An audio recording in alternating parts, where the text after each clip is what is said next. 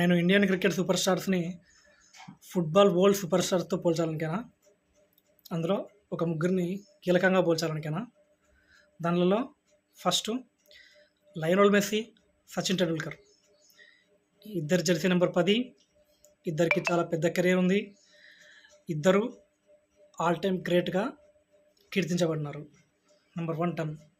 Number 2 MS Dhoni, 2 Cristiano Ronaldo.